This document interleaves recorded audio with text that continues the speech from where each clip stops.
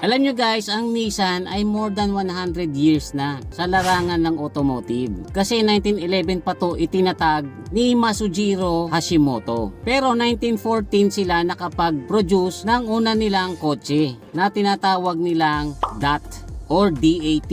Acronym po kasi yan ng tatlo sa mga investors nila noon.